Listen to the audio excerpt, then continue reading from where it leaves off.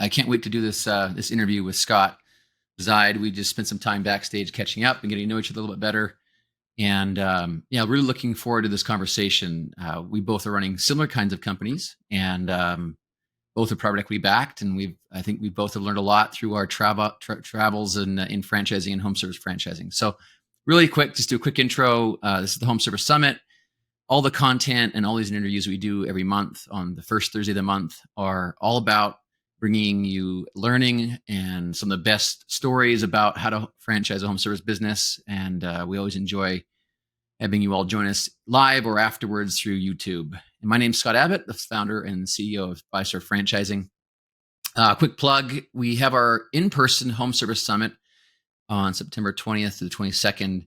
If you are in home service franchising, a franchisee or a franchisor, and you want to learn from some of the best, you need to make it to that event. I think we've got about 500 or so people attending so far, maybe 550, and it'll be a great chance to get together in Orlando and connect in person. As many of you know, ProNexis is one of our sponsors and one of the companies that we have here at 5-Star Franchising that specializes in transforming the customer experience solution in the home service industry through voice, text, chat, and instant booking. So the format, as usual, is the next 40 minutes or so will be me and Scott just talking. I've got some questions I want to ask him that we'll dive into. We'll save the last 15 minutes or so for you all to ask questions you may have for him. There is a chat button on the bottom right that you are welcome to jump into at any point in time and throw your questions in there for us, and I'll make sure we get to them. And so with that, let me go ahead and jump into Scott's bio, which is very impressive. And things of note is that he's been a franchisee, he's been a consultant, he's been an executive, he's running a large platform now, one of the larger platforms in home services. And so he's really done a lot, and we can all learn a lot from him. So let me just read part of this to you all, and then I'll let Scott dive into more detail for us. So Scott jumped into the franchising world by teaming up with a friend to open 2 franchise locations with sub shop Mr. Good Sense in St. Louis, and the experience ignited his passion for franchising. He went on later on to join a company called Outdoor Living. I guess it was Partners or Brands at the time, but caught the attention of Tom Fenig, and he joined the corporate team as a consultant and actually helped found one of the leading brands in mosquito control called Mosquito Squad, an amazing brand that's had an amazing growth story. What is interesting with that is it was one of the brands in Outdoor Living Brands, and they sold that brand. Who bought that brand? Was it Authority Brands? Yep. Authority Brands. Yeah, that's right. And after that, through a series of events, he continued on with the business, and I'll let him get into the details, but Outdoor Living Brands later on merged with Lynx and is formed to be called Empower Brands. And there's a number of brands in that portfolio. Jan Pro, Intelligent Office, First Team, Architect, Outdoor Living, Outdoor Lighting Perspectives, Conserve Irrigation, and Superior Fence, and Rail, Koala Insulation, and Wallaby Windows. Is that 8? Is that right, Scott? It's actually a total of 11 brands now. Okay, well, what are the other ones? I mean, it's impossible to keep up with them all. Yeah, we're launching a few. Excuse me. We're launching a few right now. One of those is Canopy Lawn Care in the lawn care space. The other one is Bumble Roofing in the roofing space. Oh, you're actually launching from scratch. Launching from scratch, where we've partnered with local operators and found some concepts that we believe were franchisable, and the founders wanted to partner with us, and we've partnered with them. And as I said, we're right now getting to the point where we're about to launch both of those. Wow! Let me just say that is brave. And but I love it. You know, there's all that energy that comes from starting something. And I know you're involved in starting Mosquito Squad. You know how to do this, right? This isn't your first rodeo. But you know, having done it a few times, I think you also know that starting a brand is just not easy. There's lots of challenges to it. And so let's go ahead. Why don't we just start with that, Scott? Let's get into your background. what got you into franchising? Clearly, you bought a franchise concept, but what made you go to home service franchising next? And then what do you love about it? And why are you now the CEO of one of the largest platforms in home service franchising? Sure. First off, Scott, thanks for having me on today. So, I was lucky enough at 22 years old, right out of school, I had this dream to own my own business, and learned at school that franchising might be a good route to take. So, as you said, a friend of mine, we opened two sub shops in St. Louis, Missouri, as franchisees, and I think that's important to note that I think if I didn't have the franchisee background first, I think it's really helped me shape my view as we've grown brands and build support teams, and how do we support our franchisees. So we built up those two restaurants, and how I got involved in the residential services side of things was my wife and I identified a brand called Outdoor Lighting Perspectives, which was new at the time. It was just beginning to franchise. This is 22 years ago. And we were the fifth franchisee of that brand. So I was first a franchisee of OLP, we call it. And then I was recruited by the founder to come help on the franchisor side. So that was my transition from the franchisee to franchisor side, and ultimately was asked to lead that brand as the president of that brand. And that was really, for me, the start of my, I would call, executive leadership career in franchising. And that's what led us, myself and two partners, to take a step back. And we had the goal of becoming a multi-branded franchisor. And that is where Mosquito Squad came from. Started it from scratch, figured out how to provide a service to a consumer that wasn't there at the time. We were one of the first, or the first, in that space. So we had become a multi-branded franchisor. This was in the 2005 timeframe. And at that time, I also met soon to be my partner, Chris Grand Prix, who was my counterpart at Architect. And as Chris and I got to know each other, we thought about franchising in the same way, had a franchisee first mindset.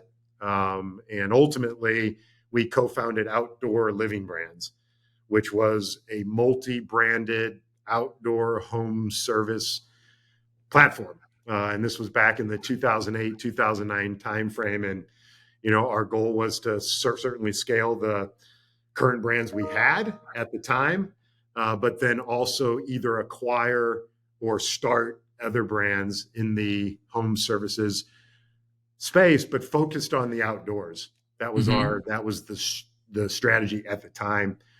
That is where we founded the Conserva irrigation brand that has grown very fast.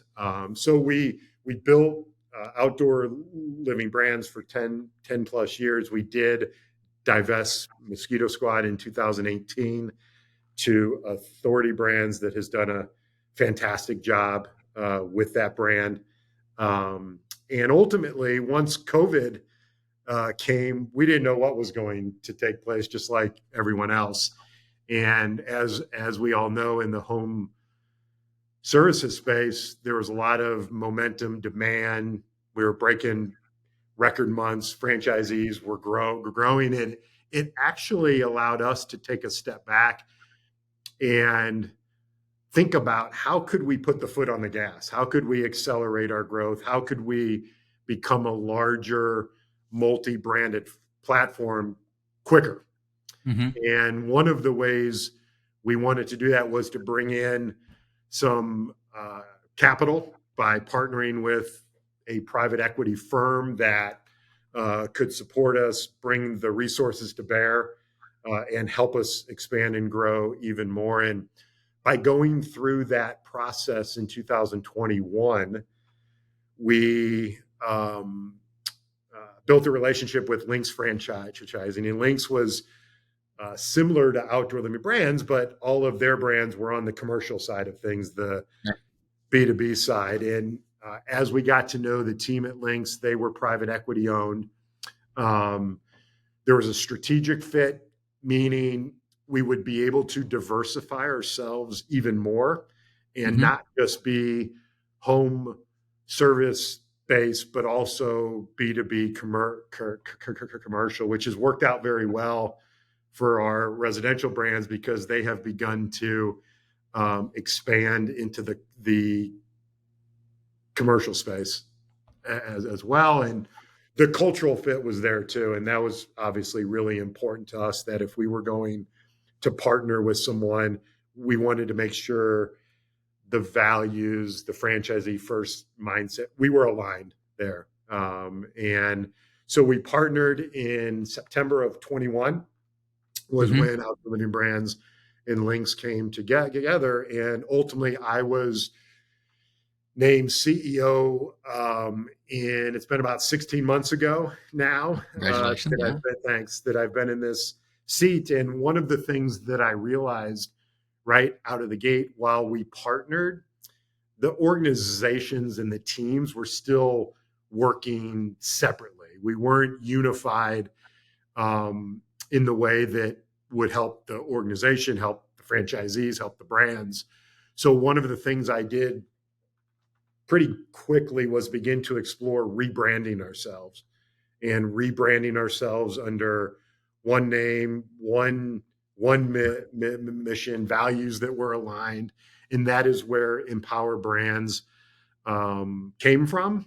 We rebranded ourselves. It was November of last year when we Okay. officially launched ourselves as Empower Brands, and it's been a really important step in the journey that we're on, because the team, the culture, everything we're trying to do now, we're aligned, and we've sort of buried the Outdoor Living Brands and Lynx names.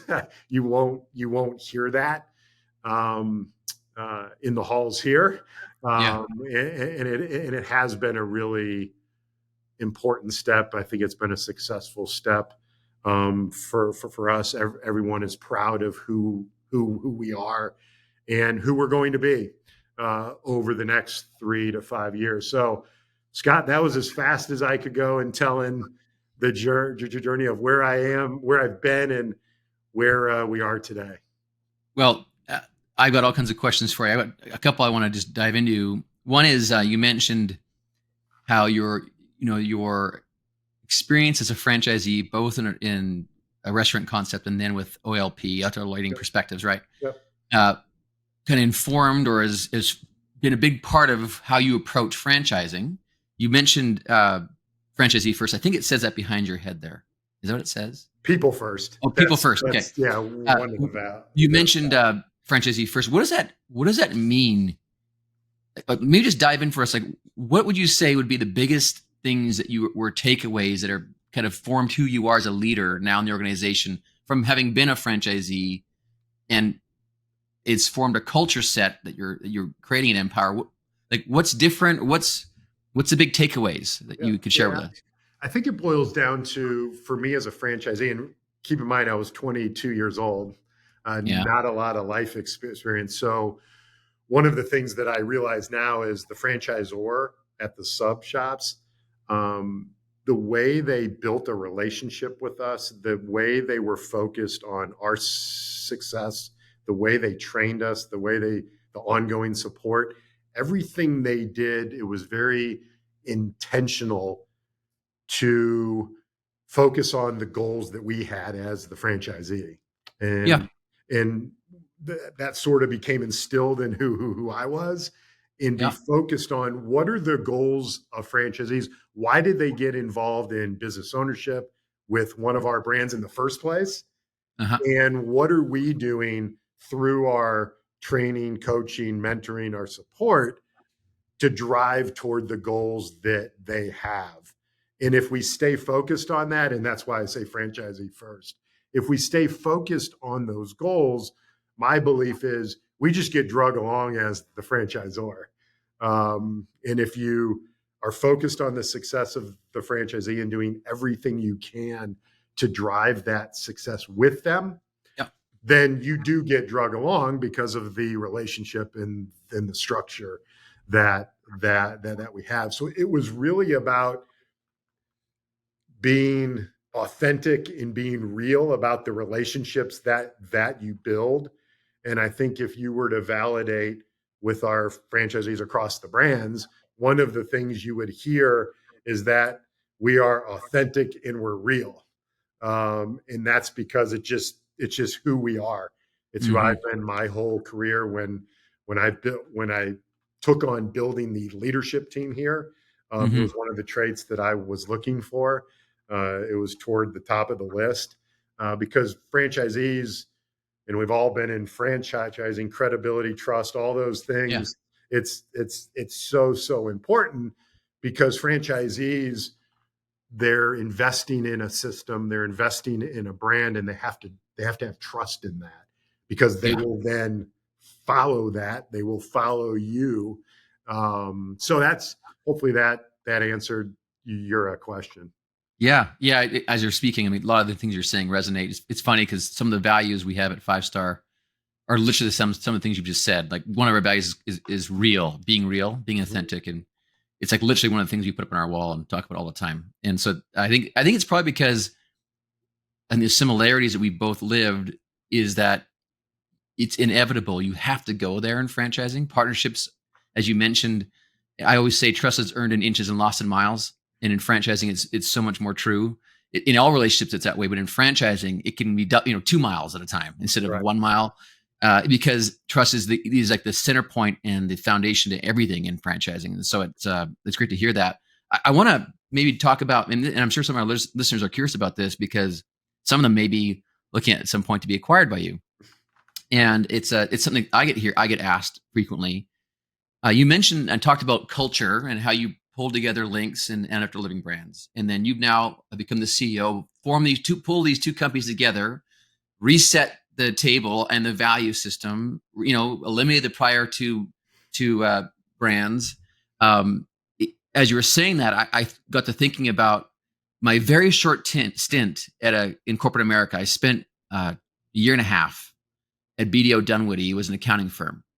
And BDO Dunwoody acquired another accounting firm, which was larger than them locally, but nowhere near as large globally. And they always referred to themselves as, we're the people that weren't from BDO, and all the BDOers were the people that were from BDO. And these people, over years and years and years, still to that day, clung to I'm from this firm, I'm not from BDO. And clearly you're the kind of leader that understands how critical it is to get alignment with your team from the top all the way to the bottom around the organization and what it stands for. How do you do that when you acquire a company? I mean, I'm sure you're looking for companies that kind of share similar values, but it's inevitable that there's some things that are more important to that brand you're acquiring than maybe were to you. How do you pull that together as a leader and kind of get that consensus around your values?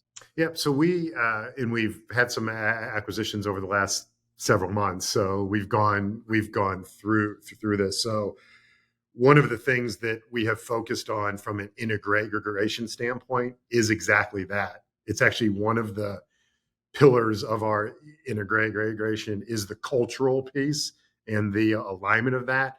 So I personally have traveled to the home offices of the businesses that we have acquired. We have gotten together as an entire team, meaning I've gotten their entire team together, and we spend hours talking about who they are, who we are, where the overlap is, and Mm-hmm. why Empower Brands, why we are aligned, because we would not have probably partnered if we weren't aligned. Mm-hmm. And I think so, being incredibly involved, I would say, I'm very much involved in that part of this.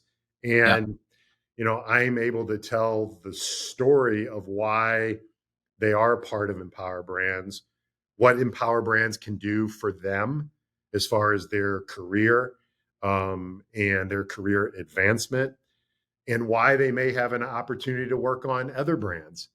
And that they get really excited about that. So I think it's just about being incredibly intentioned, and being collaborative and participating in that part of what we call the integration. And it's worked very well.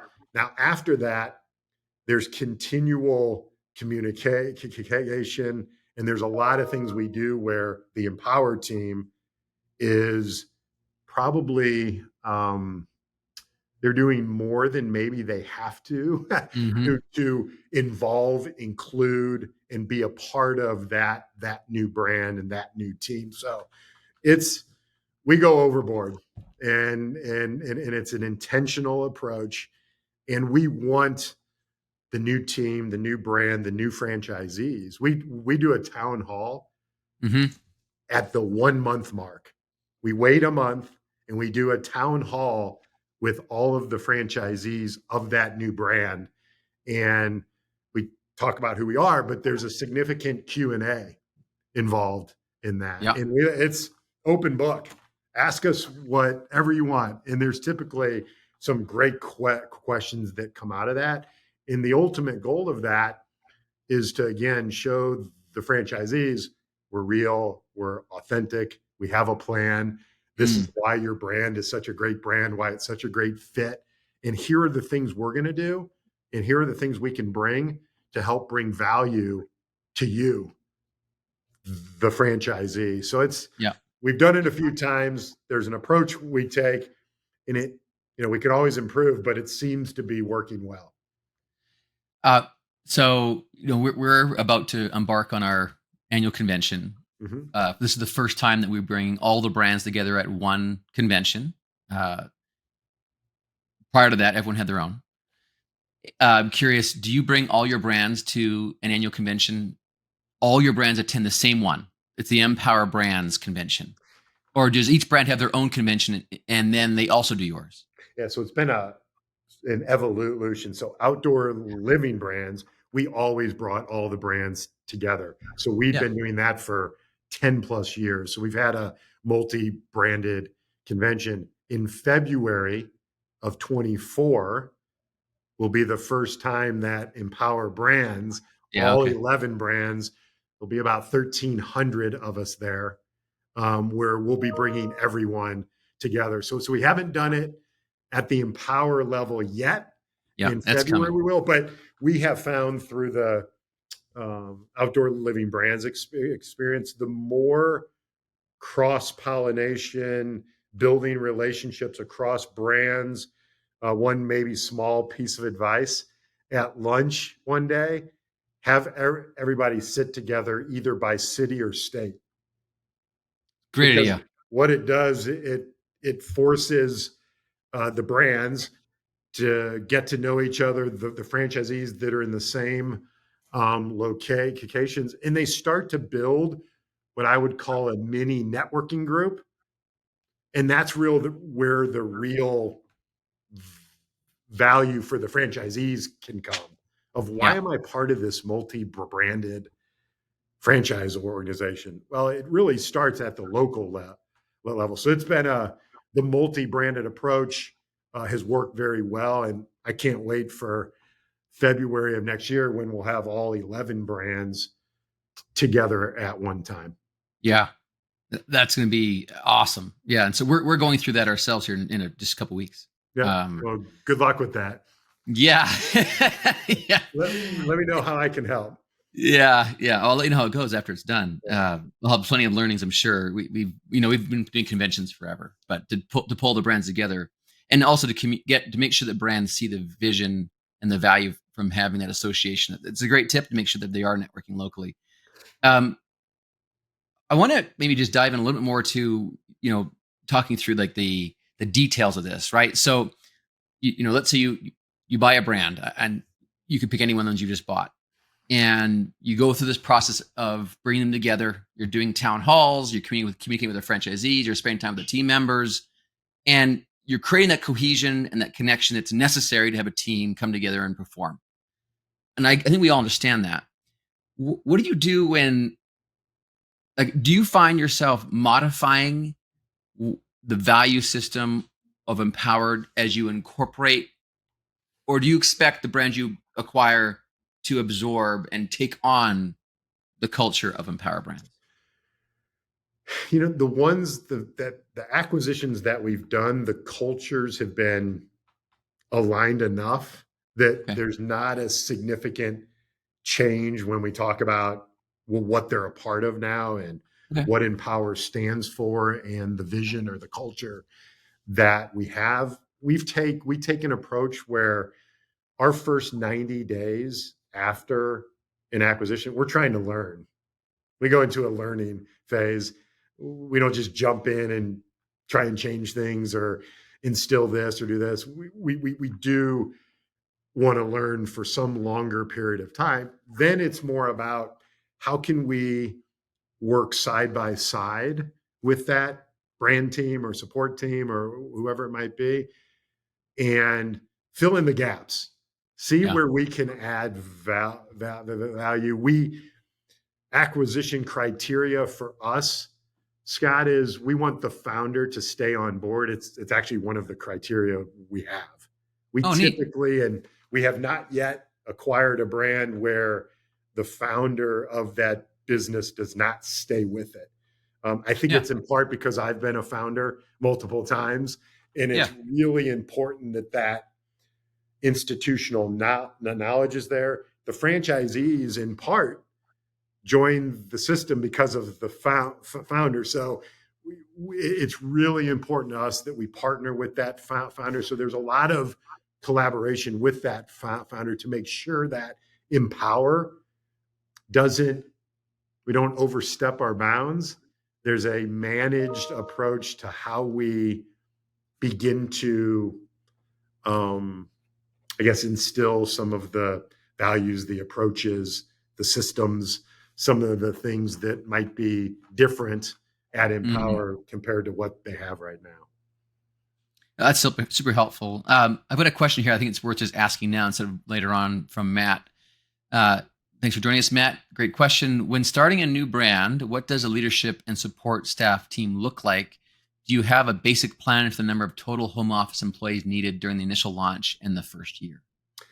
Yeah, that's a great question. So we're lucky at Empower Brands that we have larger shared teams, meaning teams, marketing, IT, Fran Dev, onboarding. Those are all teams that work across brands. So we tap into those teams a Yeah. lot as we're starting a new brand from scratch. But we also have at Empower Brands, we have an incubation team that is focused on all the things you need to do to start a brand from scratch. That's a team of four. There's four individuals with different skill sets on that team. They are responsible from Fran Dev to training to operations manuals to technology platforms. Their responsibility is to get all of those systems and processes and applications, all of that in place. Then they are involved in launching the brand, training the first 10 to 15 to 20 franchisees. But ultimately, we believe there should be a leader of that brand. So a brand president, let's say. Yeah. So that's a dedicated person for that brand. And then what I would refer to as a director or VP of operations or franchise support, a number two in command. Yep. That has to be there, we believe, from day one.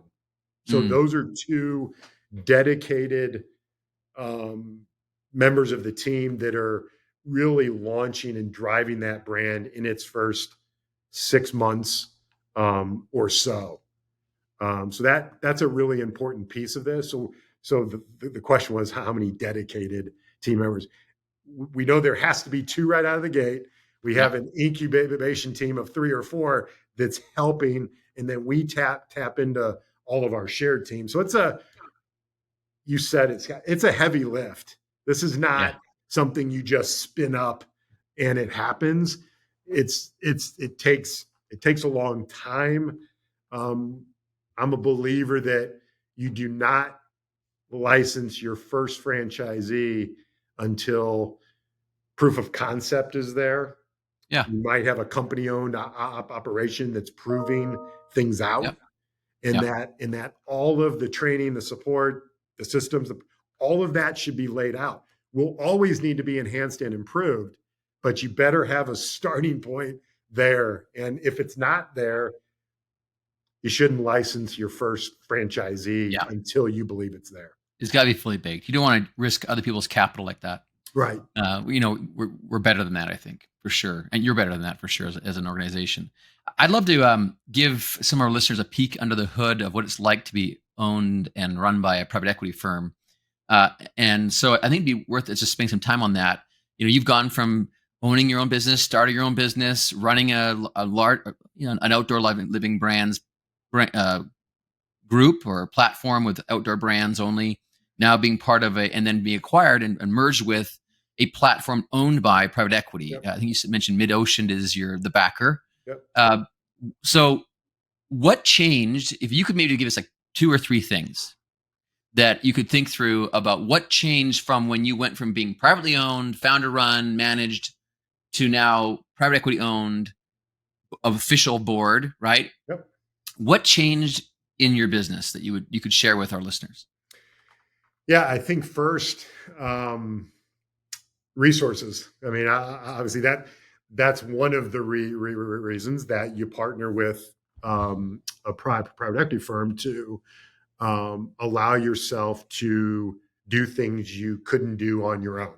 And that was the philosophy we had. We, as individual founder-based owners, our ability to acquire new brands, invest in brands, could only go to a certain extent. And that was one of the reasons why we felt private equity was a great fit for us. So there are resources that are brought to bear by partnering, and you could accelerate the growth. You can do more things because I believe you can do more things as a multi-branded, fast-growing franchisor if you have the partner like we have in MidOcean Partners, who's been fantastic. I would say what also has changed, obviously you report to a board, and I report to MidOcean now. It's just different. It's probably the best way to describe it. And it's more, there's more structure. There's probably more discipline. There are more expectations, which is not a bad thing. The accountability, probably the bar was raised some. And for me, that was exciting because it was new. And it was a challenge that I wanted to take on. And I believe it's made the Empower organization better because of it. And I think our ability to, I think, be more disciplined is the best way to describe it, has in part come from being private equity owned. I will also say MidOcean has a wonderful group of what they refer to as operating partners. That have had incredibly successful careers. We have been able to tap into that. For example, when we were going through the rebranding process, one of their operating partners jumped in and helped lead us through that process. So there's a lot of insight. There's a lot of expertise that we now have access to, that if we didn't have that partner, we would not have that. And I think lastly, I'll say what's changed, Scott, is they push us, and we all want to be pushed in a certain way. And for us, we've been pushed in a very positive way to think about things maybe in a different way, to look at new technologies that maybe if it was just myself, I may not have thought about that or gone down a certain path. So they've widened our lens some. And I think we're, again, a better team, a better organization because of that. I think it's a really great points you've made there. And I'd probably just add on to that, there's no question that capital, and there's both human capital and there's financial capital is needed, right, to follow your strategy. But I think probably one of the things I've appreciated the most is, you mentioned accountability, and I'll just kind of just lay that out for some of our listeners. For us, every month we have a board call, and that board call we report up on every single KPI you can imagine in the business, and it's refreshing to have people who aren't running the company that are highly intelligent and capable look at the business and ask questions when you're in the middle of it, even as the CEO, right? Running multiple brands. You need to have that moment where you can step out for a second, look at the business almost as if you're a consultant instead of being an employee with them, and look through where the areas are that you can improve. And that accountability does drive performance, and it can be uncomfortable, but uncomfortable is good. I embrace discomfort. I think it's a great way to grow personally and professionally. So I think you've done a great job describing that for us. If you wouldn't mind, maybe just if you could focus on maybe one or two things, where do you think the value creation, when you think about, or maybe when MidOcean thinks about with you, the business, and you're thinking about how you create value for your franchisees or for your shareholders who've invested in the business, what would you say would be the one, two, or three things they spend the most time on and focus on? Yeah, I think the obvious one is franchise development, white space, in maximizing the footprint that a brand has. There's a lot of focus on that because that's in part what franchising is. Obviously, on the acquisition or what we call incubation side, what are categories, industries, sectors that we believe could have a differentiated franchise brand in that space? But I think where value is created for the franchisees and for shareholders is the idea and concept around cross-pollinating, cross-promotion, cross-selling. There's a lot of opportunity when you have brands that have some linkage to them, same demographic from a customer standpoint. Some are all in the outdoor space, a bunch are in the home services space. And the customer profile, the target customer profile, is very similar across brands. We have not even scratched the surface on that. But I think where there are ways to create value, both in the short and long term, is how do we start and do a better job of cross-pollinating best practices across brands? So something that works incredibly well for Superior Fence and Rail, why would we not apply that, if we can, to other brands to drive growth? And we're getting better at that. We spend more time on that. And then ultimately, Neighborly is a great example of this, who's doing a fantastic job at this. And that's cross-selling, cross-marketing to make sure when a homeowner becomes a customer of one brand, how do they become a customer of 4 or 5 brands? And that's a strategy for us longer term that we have.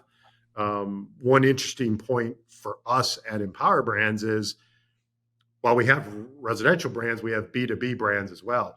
We're seeing our residential brands have a growing piece of their business on the commercial side. We've learned from what a Jan Pro does, and we're beginning to apply that with some of our residential brands, and we're starting to see there's a market and an opportunity on the commercial side as well. So we're trying to even cross-pollinate residential and commercial. We're beginning to see some of the benefit of that.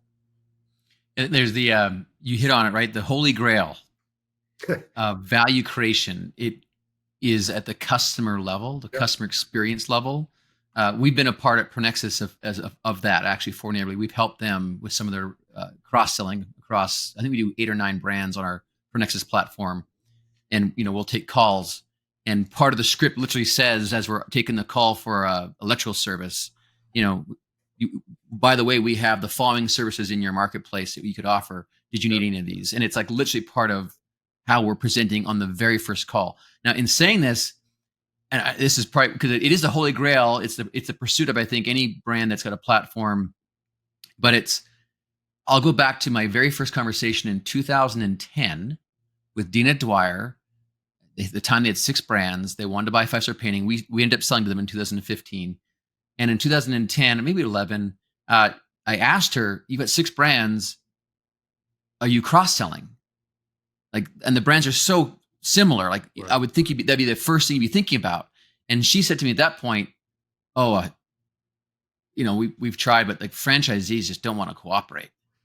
Right. And, Mike Bidwell, who's now the CEO, he's been a lot of respect for that person. He's done an amazing job of leading this business to become a, multi-billion-dollar organization.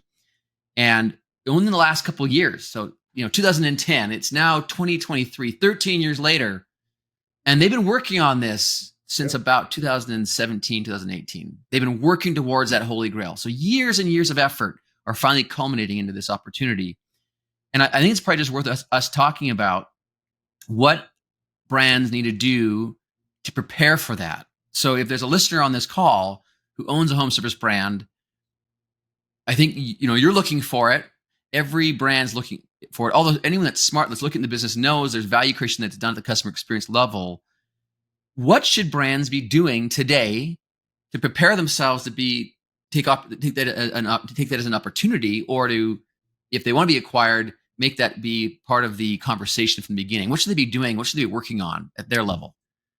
Yeah, well, one, to really take advantage of it, you have to have the footprint.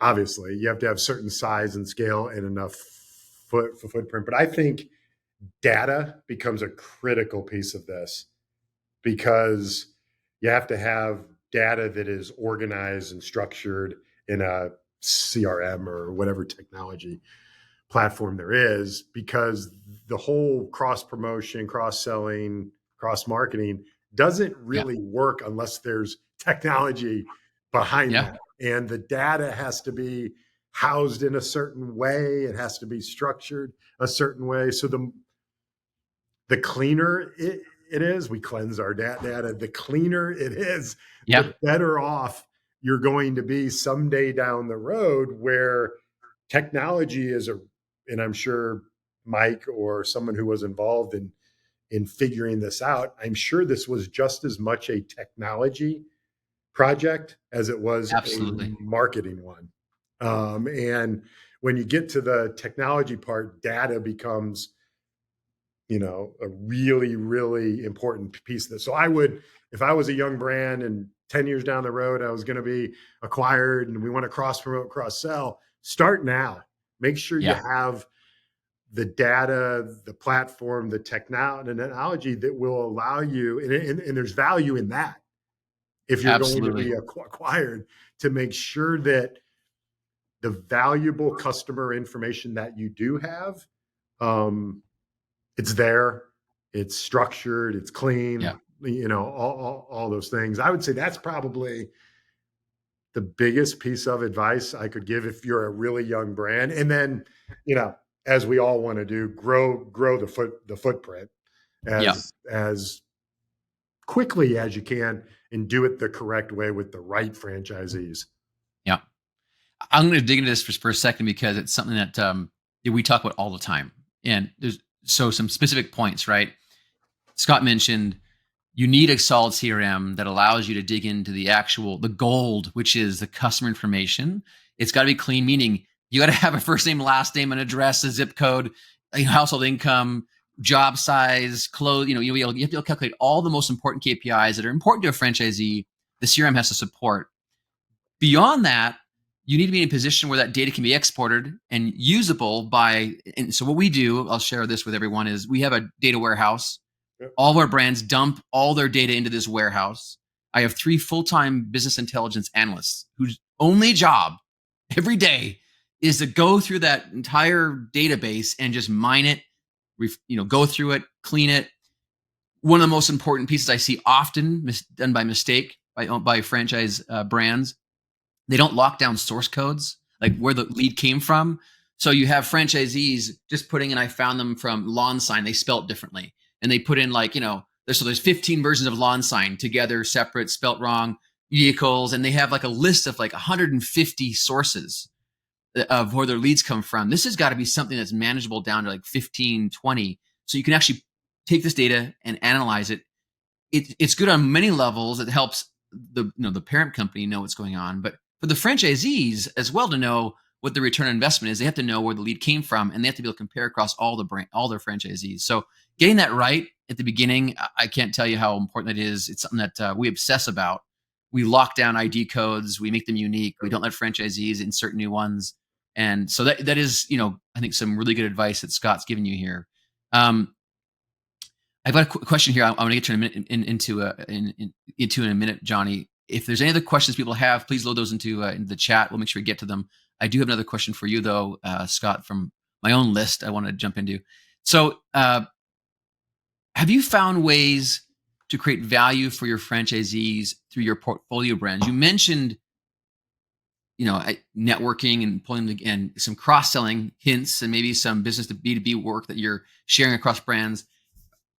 Are there other things you've done at the platform to drive value to the franchisee to demonstrate that being part of Empower helps them specifically? Yeah, I think one it's a little nuanced, but it's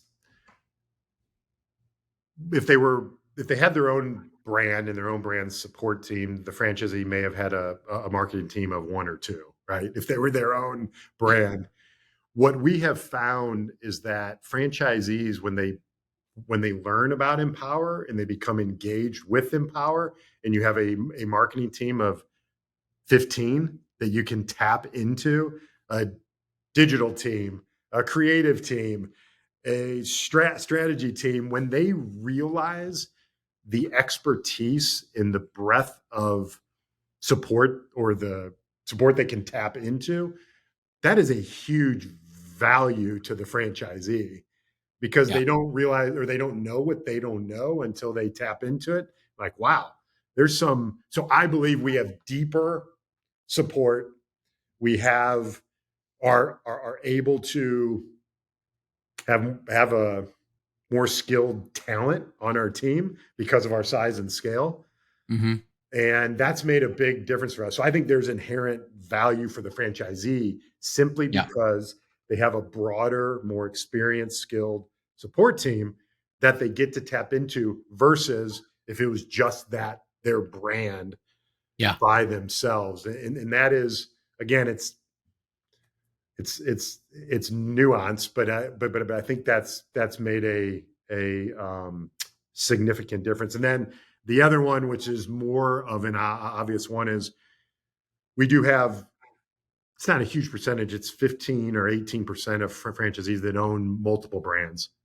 They have started their first brand. They spent 2, 3, 4, or 5 years building that brand, building a team, reaching a point where they may want to diversify, they may want to grow, they may want to tap into the customer base they already have. So we're starting to see a little bit of an accelerated trend for the right franchisees of becoming multi-branded franchisees. And where that takes us over the next 3 to 5 years, I'm not sure, but we're incredibly selective in who we allow to do that. Because the last thing we want to do is have a franchisee diversify and it hurts the core brand, the first brand they had. So we're very, very particular with that. But as we now have more and more brands, there are some logical add-ons. We'll call it conserva irrigation and canopy lawn care. Yeah. There's a natural fit there on many levels.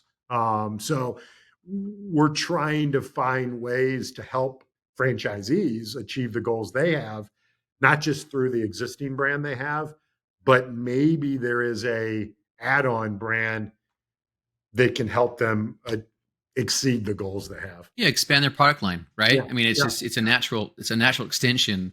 I think you hit on something that's important, which I was going to ask a little bit earlier, but and that is, this approach when you buy brands, you think about this as a way to expand and sell more locations. And what I'm hearing is selectively, and very carefully, Right. and I would agree wholeheartedly with that. You never want to compromise a franchisee that's killing it in one concept, and then we're to move on to another one that's quite different, Yep. could be a very bad thing for both brands.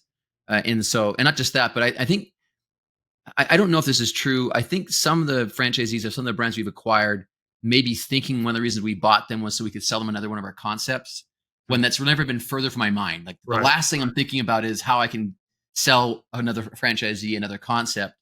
It's way more along the lines of what you just mentioned, and that is if I can give them an opportunity to get into something that's a very closely aligned product or service that works really well and complementary, Yep. then yes, if they're ready, well capitalized, they've established the benchmarks they need to establish in their existing market. All that becomes really valuable and good to think about. Um, I've got a question here from Johnny. We'll jump into that. I've got a few more questions for you, and then we'll wrap up. This has been great, and Scott, I really appreciate you on here. So Johnny's question was, Scott, please share with us the culture of your different brands. Are they similar? Were they similar when you acquired them, or are they each unique? Yeah, and I think of all we have 6 brands at 5 Star, and our 7th is not a service brand. It's a ProNexis, which is our call center and lead gen machine. And I'd say every one of those brands did not have a stated culture. In other words, if I were to walk into any of their offices, I wouldn't see 3 or 4 or 5 words described with them. That was never out there. In the acquisition process, we were careful to make sure we had alignment around the values of the organization. But I will say that after we bought them all, we spent a number of weeks and months with many of the leaders going through and redefining the values of 5 Star that we had for 12 years. And we started asking the questions about, the number one question we asked was, if we were to describe the most important people in our organization who drive the most value for our franchisees in the organization, how would we describe them? And we just found that there was similarities across all of them. And then we pulled that together into one word called 5 Star Drive, which stands for being driven, being real, innovative, vital to franchisees, and enthusiastic. Those are the 5 values of organization. And we hire by that, we fire by that, we promote by that. We talk about it in town halls with franchisees. We reward people and team members when they live the values. And it is a big part of our organization. But there's no question that each of these brands have a slightly different, they may stress on one of the values more than the other one. They may even have other values that are important to them that aren't part of our core values. And it's a challenge of pulling people together and getting alignment. And people may say that they share your values, but they may not live them. And so, and not just that, but I think a lot of people, they wonder if you're even serious about it. Like, you talk about it, you say it, but really, do you live it? And it's quite common that we have to just keep stressing with them that how important is the organization and keep talking about it. Is that me or is that you? That's ding. Let me see if that's me. Okay. Okay. If it's your wife calling, no, that's okay. You can take the call. We're good. Okay. We've got 4 or 5 minutes left. If any other questions come up, feel free to put them in the chat. But I've got a couple more I wanted to ask you, Scott. So, how do you feel about the multi-pack movement in home service franchising? And you've seen this. There's a lot of FSOs or franchise sales organizations that are out there that they want to sell 3, 4, 5 packs. They want to not just one. And I'm just curious about how you approach that, how you think about that. Do you embrace it, encourage it, sell one only, sell 3 only? Like, how do you view that as a franchisor? Yeah, so we have, from a FranDev standpoint, we have a hybrid approach. We have several of our brands that are in-house. We do use FSOs with a few of the brands. So we actually have a mix of both, in part because of acquisitions and what they were doing, and now we're bringing it over to Empower. So I would say we're not against it. I am against a 7, 8, 9, 10 pack.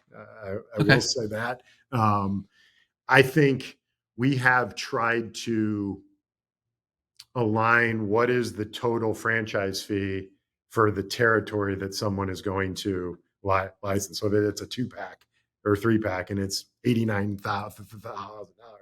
Does that make sense for that brand? And is the territory, ultimately, the territory of that 2-pack, is that a viable territory?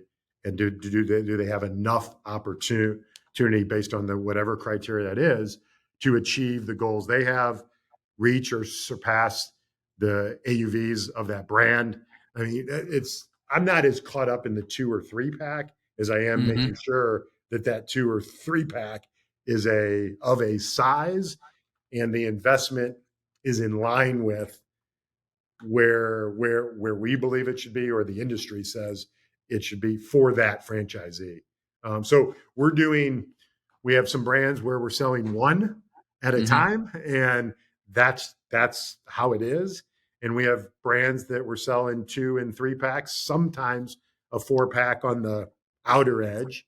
But it would have to be an extraordinary circumstance to sell a 8 or 9-pack.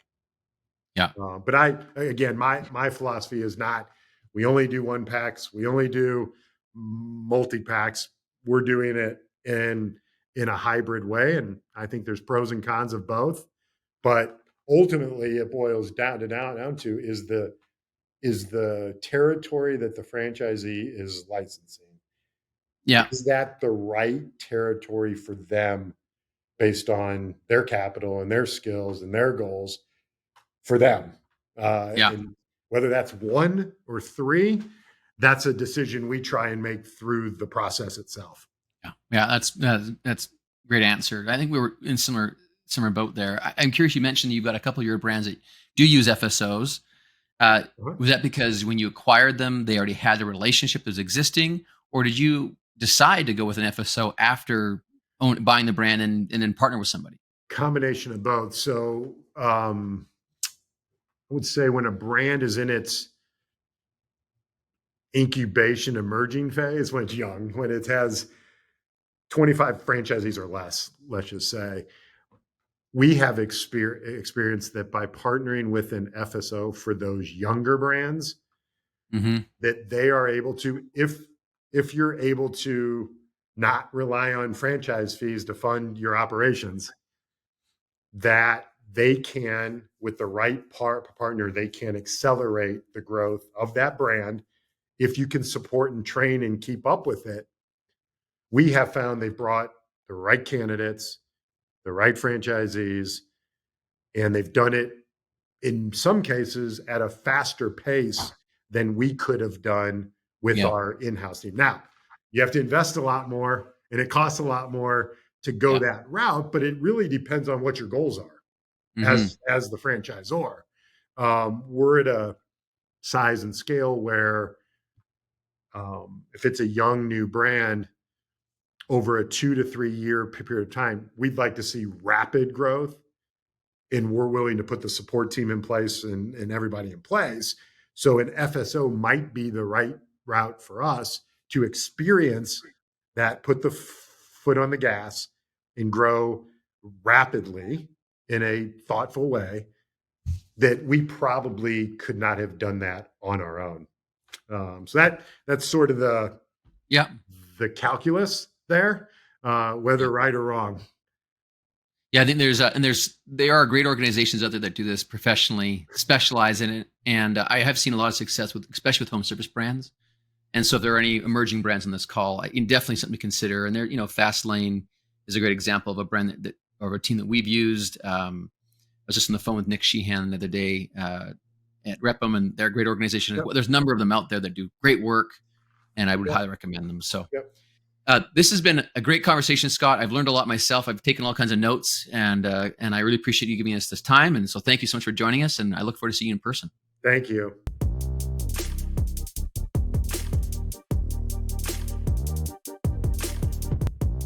Hey, everyone. I hope you've enjoyed this video, and more importantly, that it brings some value in building your home services business.